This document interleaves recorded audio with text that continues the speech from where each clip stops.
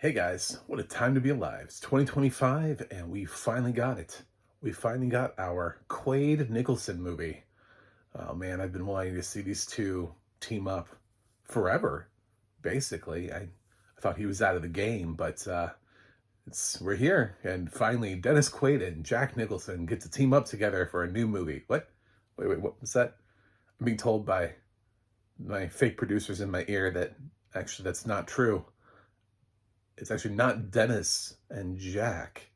It's Jack Quaid and Ray Nicholson. Weird. What a time to be alive. Uh,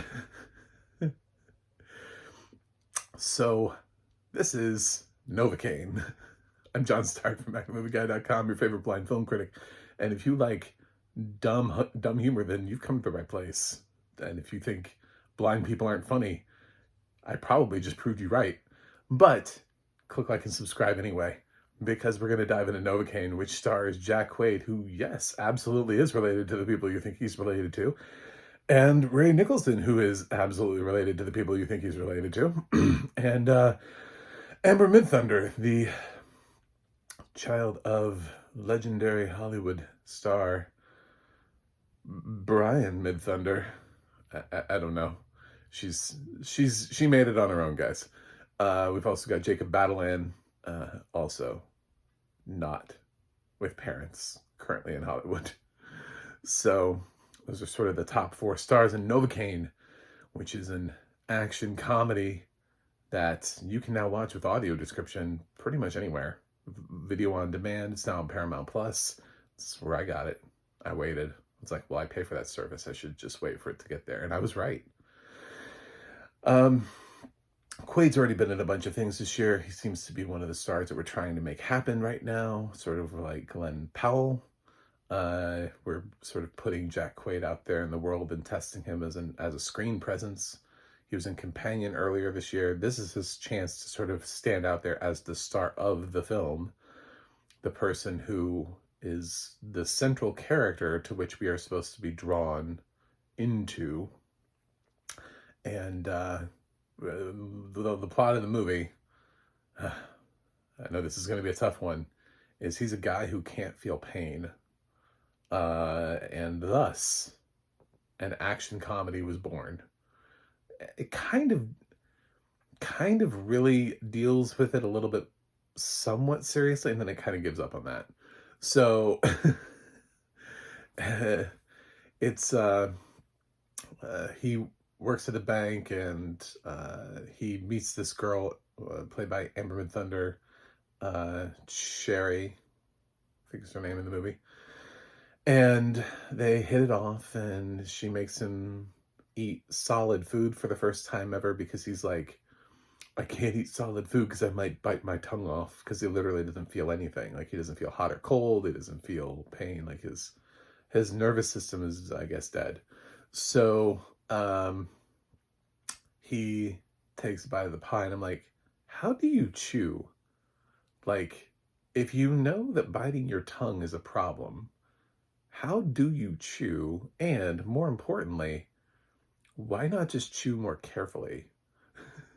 This dude's been doing smoothies his whole life. Weird. Anyway, I would just, I maybe stay away from the hard stuff. You know, I've bit my tongue before too, but not all the time. I think on some nice pie, which is already sort of crumbly and gooey and delicious, that if you just kind of put it in there and it just kind of absorbs slowly into your mouth, yeah, not much chewing that you have to do there. So it's kind of already been done for you. And honestly, unless the guy who made the pie sucks at making pies. So, he's just blown away. He's had pie for the first time, and now he's in love. He's in love with this girl. She of course flirts with him, and they have chemistry, and all of that goes horribly wrong when the bank is robbed. The manager is shot. Things go haywire, and the main bank robber, Simon, dares to take the girl, Amber Midthunder, with him when they leave. He takes a hostage. How dare he? So Jack Quaid is bound and determined to get this girl back, even though he's normally the guy that like never leaves the apartment or does anything. This is all about like bravery for him. He has no discernible skill set, which I think is great. So he enters sort of every single action sequence with the complete inability to defend himself, but he still goes in anyway. So it's a little bit of a mixed bag. I can see why people don't like Novocain, but see, the thing is that theatrically, we released this before A Working Man. I think what you have to do is you have to watch A Working Man first and then watch Novocain and then be like, okay, so this is what happens when you have a movie that has at least a plot to it and characters and has some semblance of trying to make sense. It's not perfect. It's not perfect. But it's a hell of a lot better script than A Working Man. So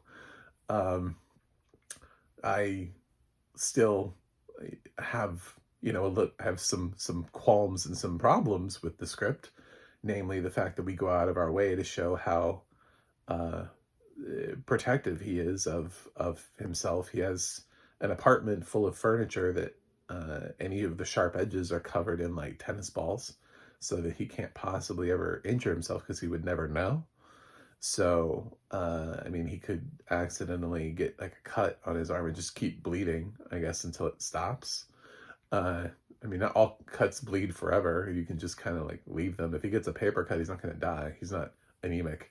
So he's just like, oh, I had a paper cut, I guess. Weird. So I don't 100% think that jumping into this full-on action sequence movie is necessarily it doesn't quite make sense for how far they make him a very sheltered individual, and it's hard enough to get him outside of the house, to do anything, to go anywhere. He goes to like an art gallery thing, and that's a big thing for him, is he has to convince himself he's not going to get injured at an art gallery. So the fact that he goes out and is willing to risk his life for this girl that he just met, because basically anywhere this is a guy who doesn't eat solid food. This is a guy who he just lives in a house and he goes to work. And I think he thought maybe working where he worked was like the simplest and easiest way to just get through the day.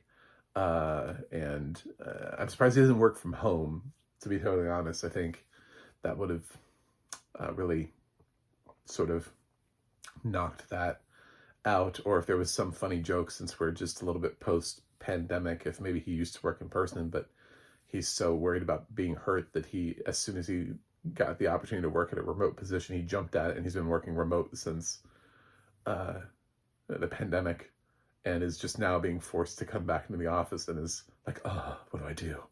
I don't know. It could be funnier. It feels like the kind of movie that you would give to something like Leslie Nielsen years ago, almost. The kind of comedy where he just sort of like falls into, but instead it tries to up its level and make itself more like Crank. It tries to make itself more of an action comedy than a comedy action. And I think it's more of a comedy action, and that's where I think the film just sort of loses itself, is in trying to upstage itself in terms of action sequences and throwing Jack Quaid into danger. I think it's more about the humor of a guy who really should not be out there fighting bad guys, who has no concept of doing anything. It's not like this guy holds guns on a regular basis either. He doesn't go to the range. So it'd be like if I just suddenly became an action star, if they're like, oh, the blind movie critic is suddenly, he has to save the day. And then they played that like, somehow along the way, I'm half Jason Statham. It's like, I would never be even half, like, I'd never even like 0.5% Jason. Like, the whole thing would be played to somewhat laugh because I'm so not that. I'm the opposite of that. But yet, how do you make that character somehow, in every situation, how does he luck out and end up, Austin Powers kind of does that too. He's not necessarily the best at combat, but sometimes he just lucks into situations. I'm trying to think of like other comedies where we've had that before, where the person isn't necessarily as kick-ass as they believe themselves to be, but they put themselves in a situation and, you know, uh, most often the other people end up accidentally hurting themselves or trapping themselves or shooting themselves in the foot, those kind of things. I think that is what Novocain needed more of. Like, it plays around a little bit too much with his pain. There's a scene where like he gets hit with this giant spike ball that's stuck in him like a mace, sort of. And I'm like, well, that could kill people. Also, where it hit him, it could hit his spinal cord and paralyze him. I mean, the movie just does things just sort of like without any rhyme or reason. It just kind of, he just gets, and he's like, oh, wow, is there something back there? I'm like, yeah, I would say so. I think that's normally meant to fell somebody.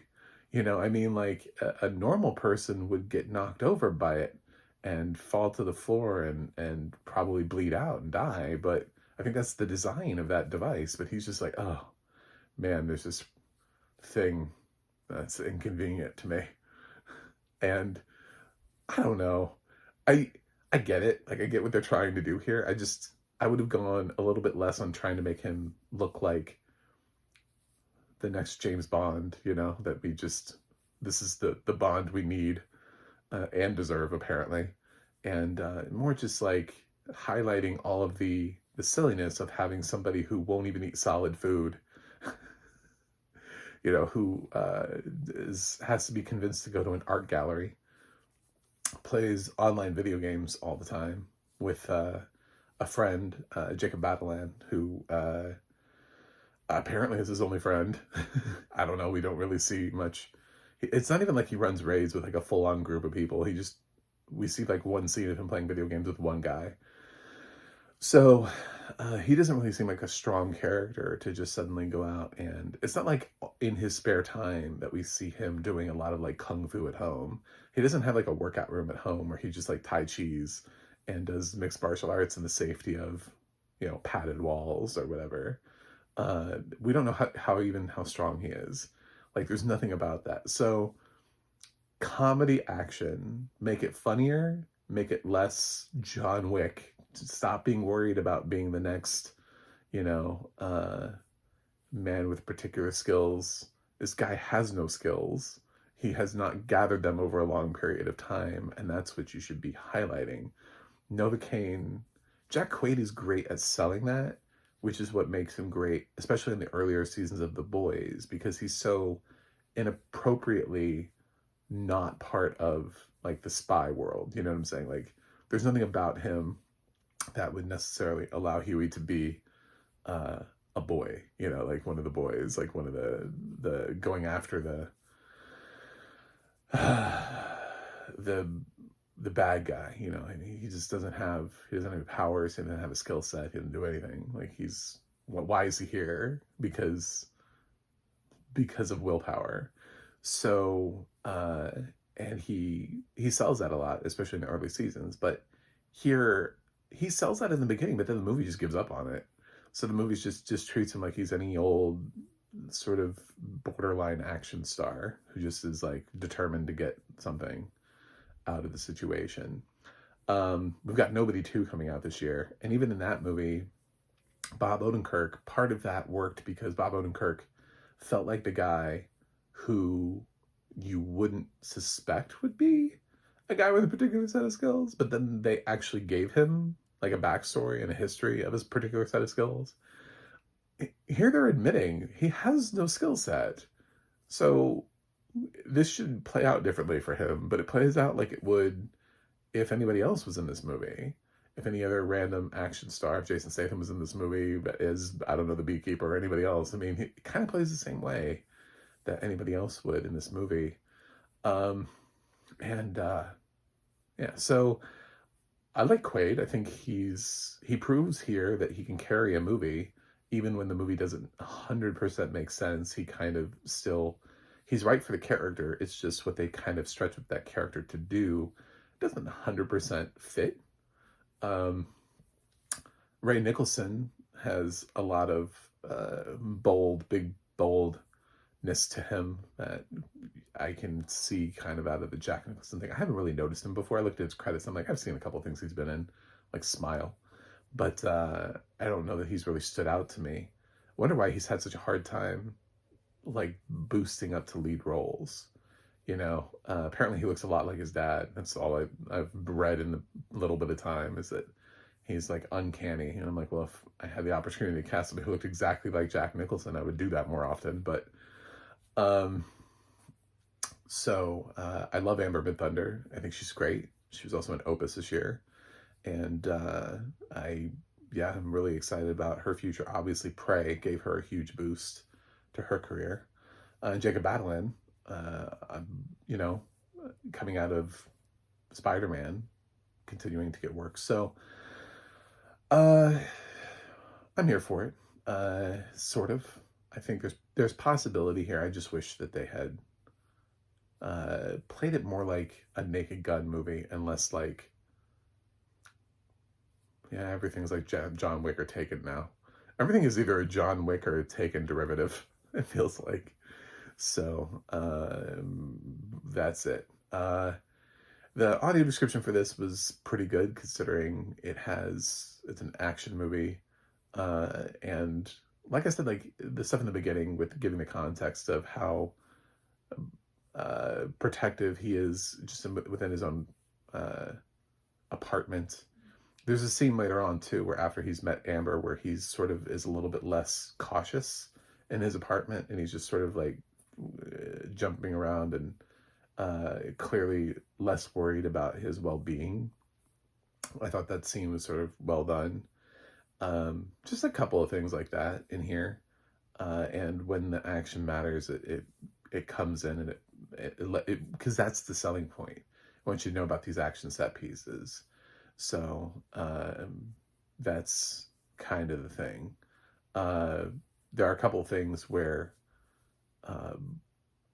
people get shot, and you're like, did you get you seem to be okay, like, where did you are you okay? Like, that's kind of one of the things about being blind, is not being able to see. Like, somebody gets shot, and maybe you get like a location, and you're like, how is this person still fucking walking? Like, where are you?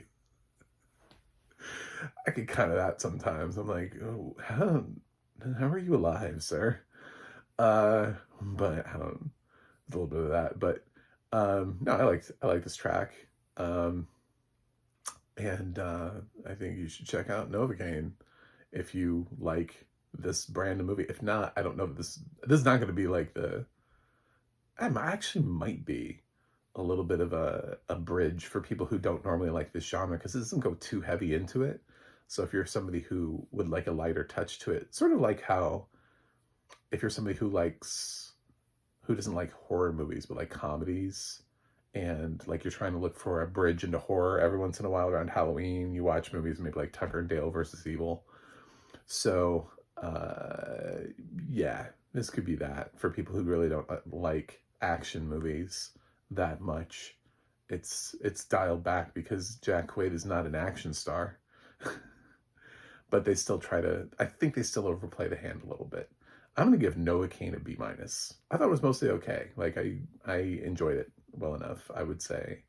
I think the concept is cool. I just think maybe you push it a little bit too far, and I would have dialed it back a little bit and made him often stumbling into situations where he doesn't have to do much to win a fight. And it's sort of like hilariously just ends up working his way. So that way he's not always pervasively in danger, considering he, again, has no ability to fight, and he's up against a whole bunch of like criminals who presumably can throw a punch, at least. Yeah. So that's it. Thanks for watching. Thanks for subscribing, and I will see you guys on the other side.